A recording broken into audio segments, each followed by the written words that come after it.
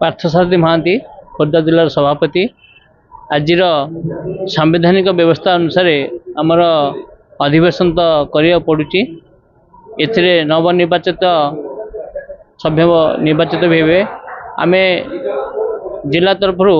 Message देवा चाहूँ जे राज्य रे जो प्रकार समनीति चली सम विभाग जो प्रकार काम डिले प्रोसेस भी चली प्रॉपर वे काम ठीक भाव हो पारनी ताको पुंखानुपुंख केमती हो पार से आमर जिला तरफ कार्यक्रम जारी रही सबु ब्लॉक रो संगठन भी आज आसी आम पाखे अच्छा एवं से आमर मिनिमम ओजेस ठिका कर्मचारी मानकर समस्या उपर भी आमर इश्यू अच्छी ताको सुप्रीम कोर्ट आ भितर तो डिक्लेरेशन कर मिनिमम गोटे वर्ष पर्यंत ता रेगुलेशन करने गोटे हियरिंग देइचंदी तापर आम स्पेशल फोकस रखीचु। आज खोर्धा जिलार अष्टम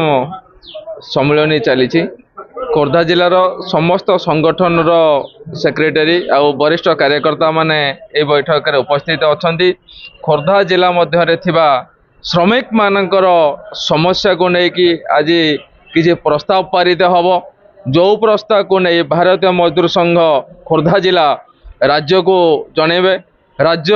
केंद्र रे थिबा भारतीय मजदूर संघ आगे प्रस्ताव रखिबे। आमे खोर्धा जिलार श्रमिक मानकर अनेक समस्या रही जमीती आमर श्रम विभाग रे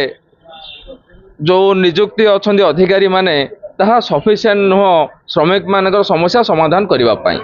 सेठी राज्य सरकार तुरंत अधिकारी को नियुक्ति दिंतु और श्रमिक मानकर जो समस्या रही समाधान करिवार सहायक हुंतु। द्वितीय जो ठिका श्रमिक माने अछंती राज्य रे जेते ठिका श्रमिक अछंती जो भी क्षेत्र रे अछंती समस्त को आ कंट्राक्टर अंडर काम न करई सेमानकु सेही विभाग तांकु डायरेक्ट दरमा दौ तांकु डायरेक्ट रेगुलराइज करिकरी तांकर मौलिक अधिकार को तांकु फेरई दियंतु। एठी ठिका श्रमिक मानक पय सुप्रीम कोर्ट रे जो राय प्रकाश करिसंदी से राय को तुरंत केंद्र सरकार और राज्य सरकार लागू करंतु ठिका श्रमिक मानक शोषण करिवारे सहायक हुंतु।